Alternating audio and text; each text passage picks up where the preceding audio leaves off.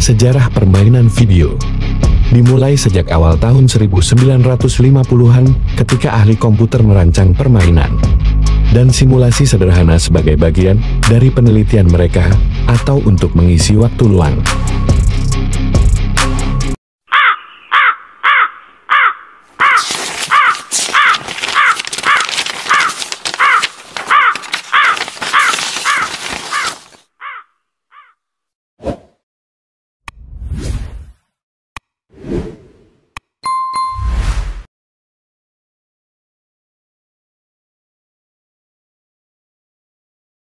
Pada tahun 1960-an, profesor dan mahasiswa di MIT memainkan Tic-Tac-Toe 3D dan Moon Landing.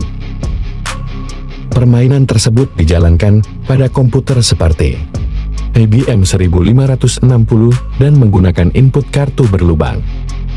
Permainan video tidak menjadi populer sebelum tahun 1970 dan tahun 1980-an, ketika permainan arcade, konsol, serta meningkatnya kemampuan grafis komputer tersedia secara umum. Sejak tahun 1980-an, permainan video menjadi hiburan populer dan menjadi bagian dari budaya populer.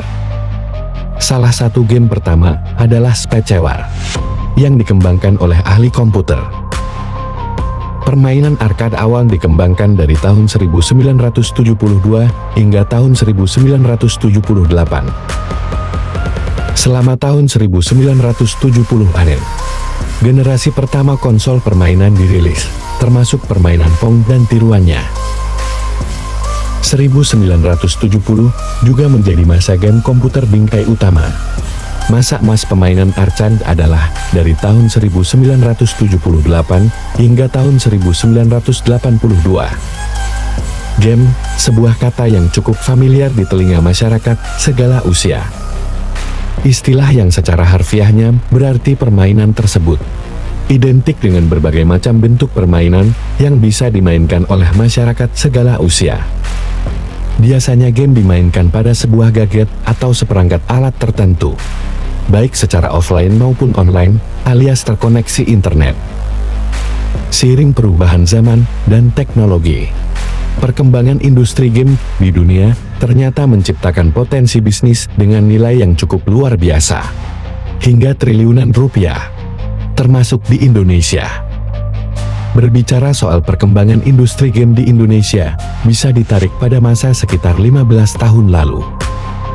Waktu itu sudah mulai kelihatan ramainya game konsol seperti Nintendo, PlayStation, dan lain-lain. Zaman itu pelaku industri game di Indonesia kebanyakan hanya sebagai distributor, karena masih era game konsol.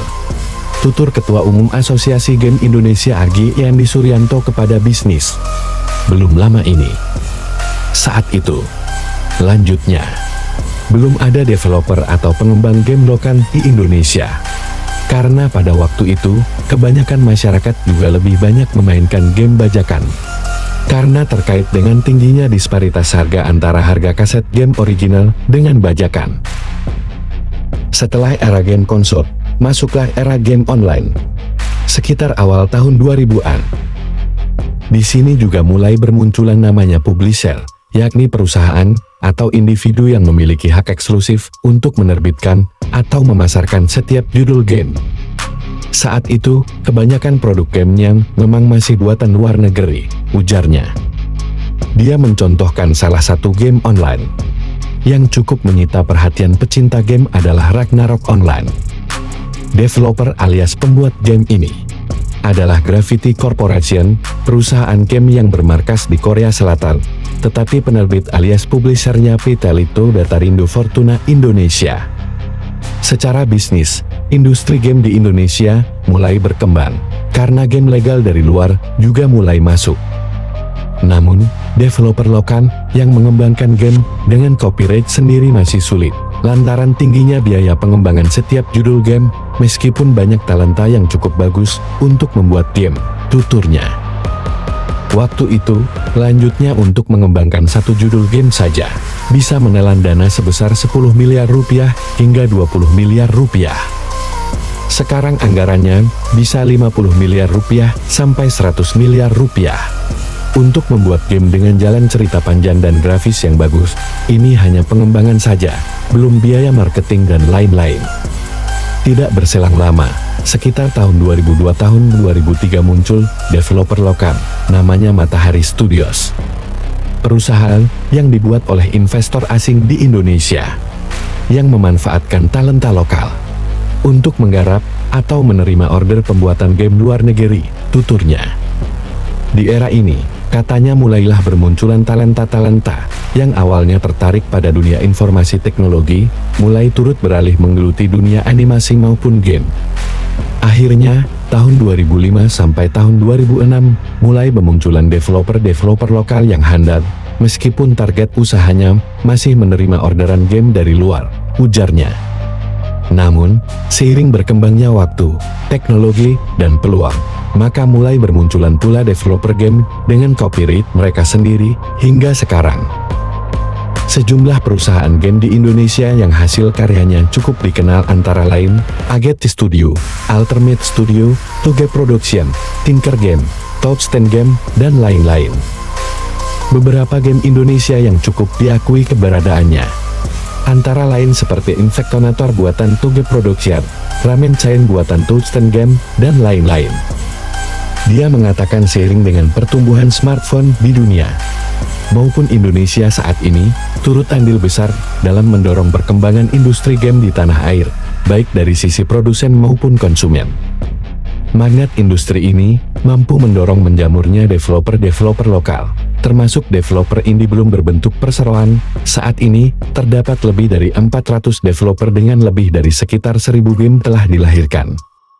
Dan dari sisi konsumen, jumlah gamers di Indonesia diperkirakan telah mencapai sekitar 40 juta orang sampai akhir tahun 2013. Tak pelak, nilai bisnis industri ini tumbuh drastis. Mobile Legends ML menjadi salah satu game MOBA yang populer hingga saat ini. Dan mungkin ada di antara gamers yang penasaran dari mana asal ML itu sendiri. Tidak hanya di Indonesia saja, Mobile Legends pun mendapat respons positif dari berbagai negara.